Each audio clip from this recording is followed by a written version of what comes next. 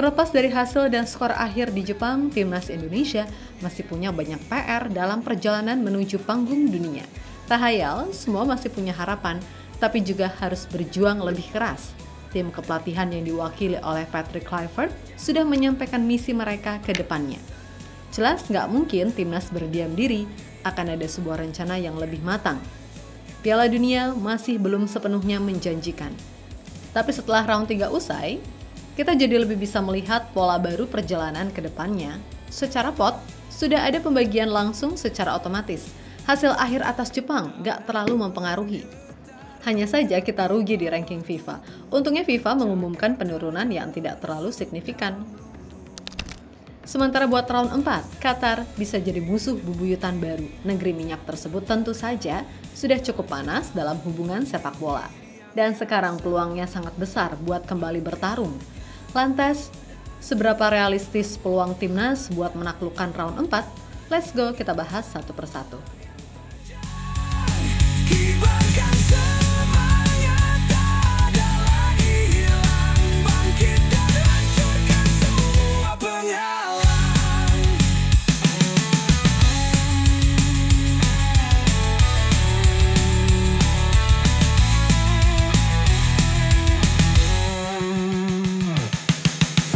Pecahkan rantai yang menjerat mimpi. Setelah pembantaian 6 gol di Osaka, Jepang, kini round 3 kualifikasi Piala Dunia 2026 zona Asia resmi telah selesai. Perjuangan timnas Indonesia yang tergabung dalam grup C bersama dengan Jepang, Australia, Arab Saudi, China, dan Bahrain saling melakoni laga home away. Hasil manisnya, Garuda melaju ke round 4 bersama dengan Arab Saudi yang menjadi perwakilan grup C. Sedangkan perwakilan dari grup A ada Uni Emirat Arab dan Qatar. Kemudian grup B ada Irak dan Oman. Keenam negara yang lanjut pada round 4 kualifikasi Piala Dunia 2026 zona Asia nanti terbagi dalam 2 grup. Pada round 4 sendiri, hanya diambil 2 negara posisi teratas di klasemen, yaitu posisi ke-1 dan 2.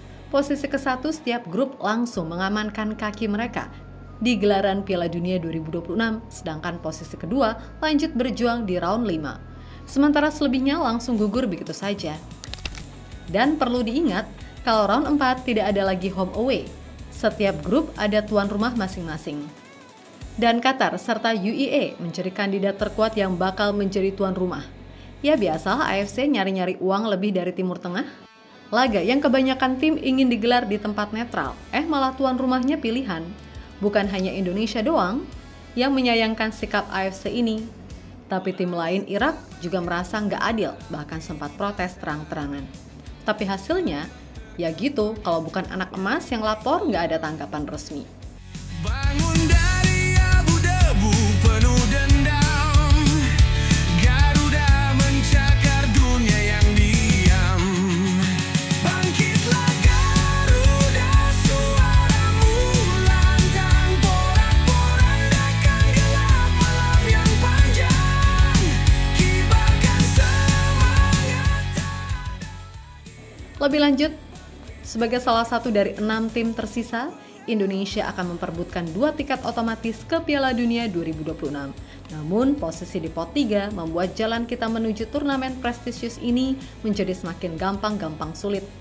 Maksudnya, ini jelas persaingan lebih ketat untuk memperebutkan 1 tiket langsung, tapi jelas masih sangat realistis untuk dilawan mengingat bukan Australia ataupun Jepang yang akan kembali kita lawan karena mereka udah lolos duluan. Tapi yang bahaya, sekalinya terpleset, bisa-bisa jatuh ke jurang. Rincian potnya sendiri sudah fix nih. Di pot 1 ada Saudi Arabia dan Qatar. Pot 2 Irak dan Uni Emirat Arab. Sementara Indonesia masuk pot 3 bersama Oman. Pembagian ini didasarkan pada ranking FIFA terbaru yang menjadi salah satu acuan utama dalam penentuan pot. Meskipun Indonesia baru saja mencetak sejarah dengan untuk pertama kalinya menembus putaran keempat, Garuda tetap harus mempersiapkan diri menghadapi lawan-lawan yang jauh lebih berpengalaman. Setiap pot bisa saling bertemu. Itu artinya Qatar, Irak, dan Uni Emirat Arab kemungkinan besar adanya lawan kita selanjutnya. Biarkan angin membawa janji abadi. Deru kepakan membelah cakrawala, Garuda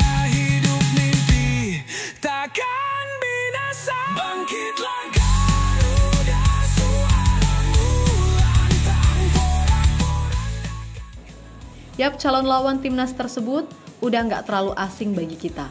Irak sudah sering kali ngalahin Indonesia, tapi secara persaingan ini masih sangat kompetitif. Mereka nggak main kasar, nggak main wasit, nggak neko-neko lah intinya. Bahkan secara sepak bola, sejatinya Irak sudah seperti sahabat dekat Garuda.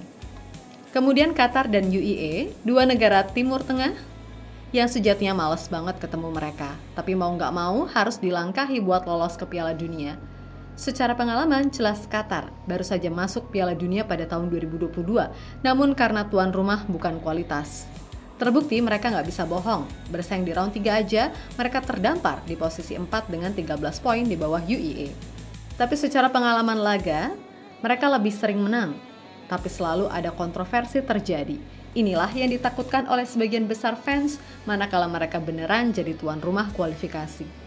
Uni Emirat Arab juga mirip-mirip, tapi secara performa hingga ranking FIFA jauh lebih unggul. Timnas Indonesia memang masih di luar 100 besar dunia, tapi buat adu skuad masih bisa bersaing, asalkan jangan lawan King Jepang, udah tunduk kita mah. Dan hasil ranking FIFA terbaru, skuad Merah Putih sejatinya mengalami lonjakan signifikan mencapai posisi 116 dunia. Setelah kemenangan atas China, total mengalami 8 peningkatan ranking. Tapi kemarin hasil atas Jepang membuat skuad Garuda kembali kehilangan poin. Untuk kabar baik dari FIFA, hanya kehilangan 3,42 poin akibat kekalahan tersebut. Hasil buruk ini membuat timnas Indonesia harus turun 2 posisi, sehingga saat ini berada di peringkat 118 ranking FIFA. Penurunan ini nggak signifikan, karena meskipun KO, selisih peringkat antara timnas Indonesia dan timnas Jepang yang hampir mencapai 100, membuat kehilangan poin yang dialami tidak terlalu signifikan. Bergetar retak di bawah tubuh, cakar tajam menusuk dalam luruh. Bangsa tertidur, kini mata terbuka. Garuda terbang tinggi di angkasa. Bangkitlah. Dan cukup sayang sih, lonjakan ranking FIFA belum mampu tembus rank 100 besar sesuai target. Tapi bisalah nanti di round 4 dikebut. Sementara itu, dari tim kepelatihan, Patrick Kluivert sudah memberikan tanggapan buat round 4. Legenda Barcelona dan Ajax tersebut ternyata juga masih bingung dengan AFC yang disebut menunjuk Qatar dan UAE sebagai tuan rumah. Tapi bagi Coach Patrick, fokus utama adalah di skuad Garuda. Hasil atas tim Samurai Biru menjadi bahan evaluasi yang sangat penting buat bersaing lebih ketat. Kami belum tahu apa itu Saudi atau Arab. Kami mempelajari Jepang dengan sangat baik. Tetapi jika suatu negara memiliki pemain-pemain fantastis yang bermain di level tinggi, di negara sendiri dan di luar negeri, ya begitulah adanya.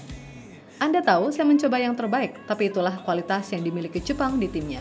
Kami dapat berbicara banyak cerita panjang tentang hal tersebut, tetapi itulah faktanya bahwa Jepang adalah ukuran yang terlalu besar bagi kami malam ini dan kami harus mengakuinya dan melanjutkan, ujar Kluivert dilansir dari Detik Sport. Yap, melihat keadaan sekarang, apalagi rekor timnas yang belum meraih kemenangan di kandang lawan, gimana caranya harus dilakukan pembenahan.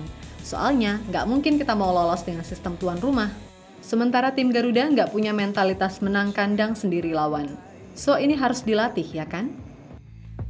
Biarkan angin membawa janji abadi.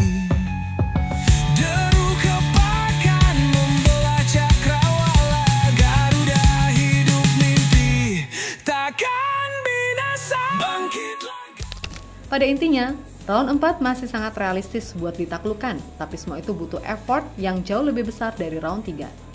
Nggak boleh lagi ada yang namanya kesalahan, karena sedikit tergelincir saja bisa membuat kita jatuh ke jurang terdalam, yaitu gugur langsung jika gagal masuk daftar top 2 klasemen.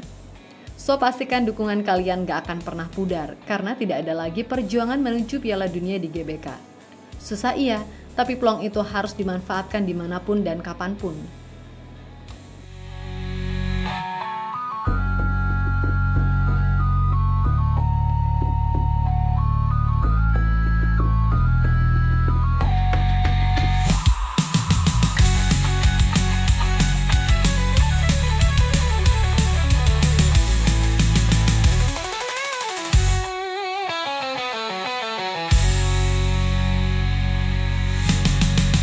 Itu dia cerita ceritanya hari ini Daru JL Report. Kalau kamu suka videonya, jangan lupa klik like-nya dan tulis pendapatmu di kolom komentar. Masih banyak cerita seru lainnya, langsung cek video di sebelah.